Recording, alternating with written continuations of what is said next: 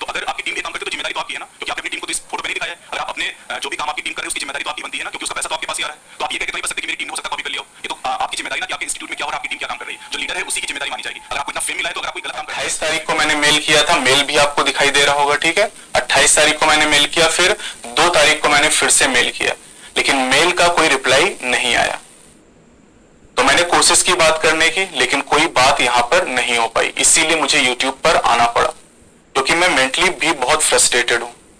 क्योंकि 27 तारीख को जब से मुझे पता चला, मैं अपनी क्लासेस तक नहीं ले पा रहा हूं। जो ऑनलाइन क्लासेस हो रही यूट्यूब पर, या फिर जो संकल्प और प्रारंभ बैचेस की क्लासेस है, ये भी मैं नहीं ले पा रहा हूं इसी वजह। तो उसमें जो क्वेश्चन हो बायोनीट के सारे 100% क्वेश्चन आपको मिल जाएंगे। लेकिन उसने परचेज किया, उसने चोरी नहीं किया है। लेकिन इस बुक में तो चोरी कर लिया गया। अब इसको कॉपी भी नहीं कहेंगे ना, कॉपी तो 10-15% को हम बोलते हैं।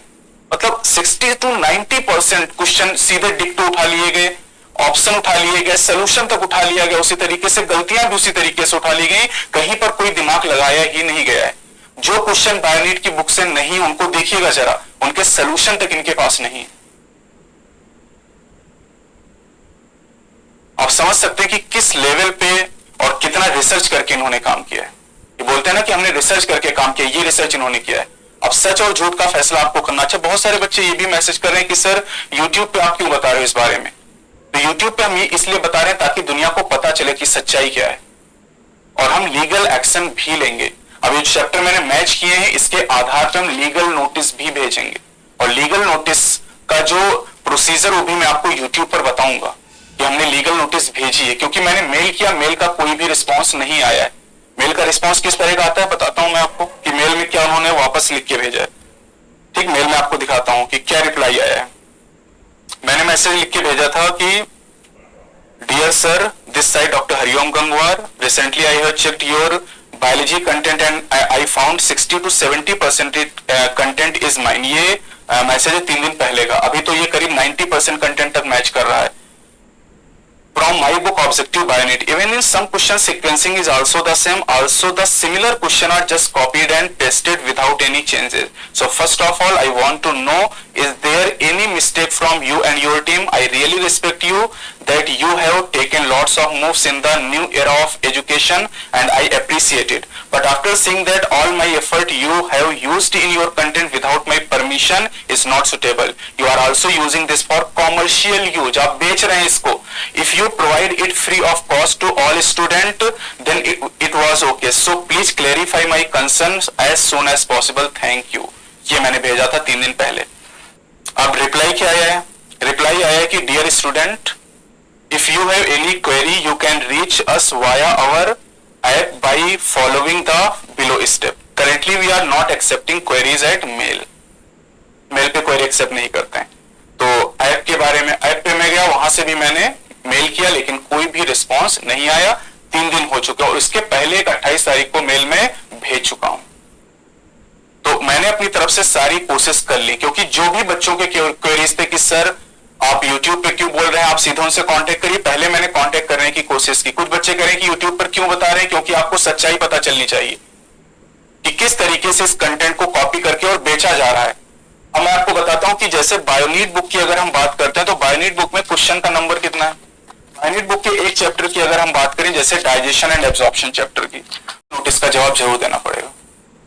जिन्होंने काम किया है उनकी मैं बहुत रिस्पेक्ट करता था, लेकिन इतना सब होने के बाद अब आप खुद ही समझ सकते हो कि कोई इंसान इतने बड़े प्लेटफॉर्म पे आके और बताता कि ये मैंने रिसर्च के द्वारा इतना कंटेंट तैयार किया है, और बाद में पता चलता कि पूरा का पूरा उन्होंने चुरा लिया है, तो क्या इज्जत रह जाएगी। ये चीटिंग नहीं तो और क्या है, आप बताइए। कोर्ट में तो फैसला जो होना है होगा ही, लेकिन आप बच्चों के सामने भी तो ये फैसला होना चाहिए कि क्या हो रहा है। इस तरीके से एजुकेशन को सस्ता किया जाएगा। अगर किसी का मैटर ही आप चुरा के और उसको सस्ता करके, और सस्ता भी तो नहीं, मैंने आपको बताया कि कितना सस्ता वो मैटर है, वो सस्ता भी तो नहीं है, और अपने नाम से अपना फोटो लगा के किताब पे बेचा जा रहा है। मेरी बुक पे मेरा कोई फोटो नहीं लगा है, अपनी बुक पे अपना पूरा फोटो लगा के बेच रहे, फिजिक्स केमिस्ट्री बायो सब पे फोटो लगा दिया, और बता रहे कि उनका रिसर्च कंटेंट। कैसे रिसर्च कंटेंट हो सकता है, इसका जवाब तो देना ही पड़ेगा। यूट्यूब पे आप नहीं देते तो आपको लीगल नोटिस आएगा, उसका जवाब आपको देना पड़ेगा।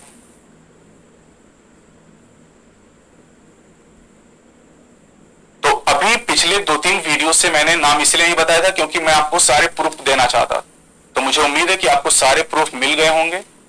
और जिन्होंने ये काम किया है उनका बहुत बड़ा चैनल है फिजिक्स वाला। जिन्होंने ये काम किया है उनका बहुत बड़ा चैनल है फिजिक्स वाला। जब मुझे भी पहली बार पता चला कि ये कंटेंट उन्होंने कॉपी किया है तो मैं भी शॉक रह गया, जैसे कि आप शॉक रह गए होंगे। जहां पर 5 मिलियन सब्सक्राइबर, 50 लाख सब्सक्राइबर हो, वहां पर यह काम किया जा रहा है। मुझे तो विश्वास ही नहीं हुआ, मैं तो हिल गया अंदर से, ये कैसे हो सकता है। और यह काम रातों रात नहीं मैंने तैयार किया, इसमें 10 साल लगे हैं इस काम को करने में। 2011 से मैंने काम करना स्टार्ट किया था। 2011 से मैंने बच्चों को पढ़ाना स्टार्ट किया था। 200 बच्चे मैंने पहले साल पढ़ाए थे, उसमें से 25 बच्चे एमबीबीएस कर चुके हैं। उस साल 25 बच्चे सेलेक्ट हुए थे, पहली साल जब मैंने पढ़ाना स्टार्ट किया था। 2010 में मैं सेलेक्ट हुआ था एमबीबीएस। मैंने सोचा कि इतने बड़े टीचर हैं, बच्चे इतना ज्यादा इनका बच्चे बोलते रहते यूट्यूब पे आके कि फिजिक्स वाला बहुत अच्छा है, फिजिक्स वाला गॉड है। तो मैंने सोचा कि ऐसा कि इनके कंटेंट में जो हम लोग इतने साल से काम करें हमारे कंटेंट में नहीं है। तो मैंने इनका ऐप डाउनलोड किया और ऐप डाउनलोड करने के बाद मैं बुक के सेक्शन में गया। तो बुक के सेक्शन में इनके कुछ प्रीव्यू पेजेस पड़े हुए थे, तो उनको मैंने डाउनलोड किया। डाउनलोड करके मैंने देखा कि पहला क्वेश्चन ये भी मेरी बायोनिट बुक का है, दूसरा क्वेश्चन, तीसरा क्वेश्चन, 3 क्वेश्चन तो मुझे सीक्वेंस मिल गए। उसके बाद जब मैंने चेक करना शुरू किया तो मुझे पता चला कि 70 से लेकर 90% जो कंटेंट है वो बायोनिट बुक से कॉपी किया गया है, जो कि 2017 में पब्लिश हो गई थी और उसका कॉपीराइट भी हमारे पास है। और इनकी जो बुक आई है 2020-21 में आई है, तो इसका मतलब है कि इन्होंने सीधे वहीं से कंटेंट को कॉपी किया है और कई सारे क्वेश्चन सीक्वेंस में और सोल्यूशन तक कॉपी किया है। और एक बात ये भी कि जो क्वेश्चन इन्होंने और कहीं से कॉपी किए हैं, जैसे इन्होंने 90% क्वेश्चन मेरी बुक से लिए, 10% क्वेश्चन इन्होंने कहीं और से लिए, उनका सोल्यूशन भी इनके पास नहीं है। जो क्वेश्चन इन्होंने मेरी बुक से लिए उनके सोल्यूशन इनके पास है। तो सर आपकी और नहीं थी, लेकिन आप इस कंटेंट को कॉपी करके बायो के मॉड्यूल पे अपना फोटो लगा के और इसको आप बेच रहे हो, तो अगर आपकी टीम भी ये काम करती है तो जिम्मेदारी तो आपकी है ना, क्योंकि आपने अपनी टीम को तो इस फोटो पे नहीं दिखाया है। अगर आप अपने जो भी काम आपकी टीम कर रहे हो उसकी जिम्मेदारी तो आपकी बनती है ना, क्योंकि उसका पैसा तो आपके पास ही आ रहा है। तो आप ये कह के तो नहीं बच सकते कि मेरी टीम ने हो सकता कॉपी कर लिया हो। ये तो आपकी जिम्मेदारी ना कि आपके इंस्टीट्यूट में क्या हो रहा है, आपकी टीम क्या काम कर रही है। जो लीडर है उसी की जिम्मेदारी मानी जाएगी। अगर आपको इतना फेम मिला है तो अगर आप कोई गलत काम करते हैं तो डिफेम भी आपको ही झेलना। अपने जो भी काम आप, मेरे पास सब्सक्राइबर कम है इसका मतलब ये मेरी गलती नहीं है, और मैं सही बोल रहा हूं उसके बाद मेरा अपोज कर रहे हैं बहुत सारे बच्चे। अब अंधभक्त है, अब इनका क्या किया जाए।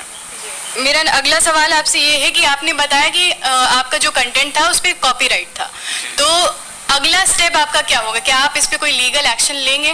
बिल्कुल, हम लीगल नोटिस इनको जारी करेंगे। अभी मैं कंटेंट मैच कर रहा हूं और इसके बाद हम एक लीगल नोटिस भी भेजेंगे कि किस तरीके से आपने कैसे कंटेंट कॉपी किया बिना, जबकि कॉपीराइट में लिखा हुआ है बुक के पहले पेज पे कि आप इसको कॉपी करके सेल नहीं कर सकते हैं। अगर आप बच्चों को फ्री में पीडीएफ दे रहे होते या फिर आप डीपीपी प्रोवाइड कर रहे होते तो कोई दिक्कत नहीं थी, लेकिन आप इस कंटेंट को कॉपी करके बायो के मॉड्यूल पे अपना फोटो लगा के और इसको आप बेच रहे हो, तो अगर आपकी टीम भी ये काम करती है तो जिम्मेदारी तो आपकी है ना, क्योंकि आपने अपनी टीम को तो इस फोटो पे नहीं दिखाया है।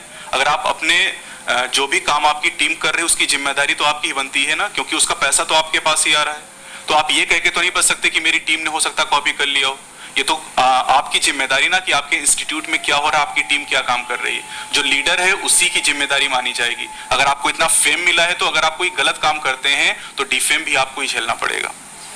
मेरे ख्याल से एकदम सही बात है कि टीचिंग एक बहुत ही रिस्पेक्टेबल एज वेल एज एक रिस्पॉन्सिबल प्रोफेशन है। जब कोई स्टूडेंट किसी टीचर से कंटेंट लेता है तो वो उस पर भरोसा करता है कि उसको जो मिल रहा है वो उसके लिए बनाया गया है, लेकिन किसी और की मेहनत को ले लेना और उस स्टूडेंट को धोखा देना, आई थिंक ये बहुत ज़्यादा गलत है।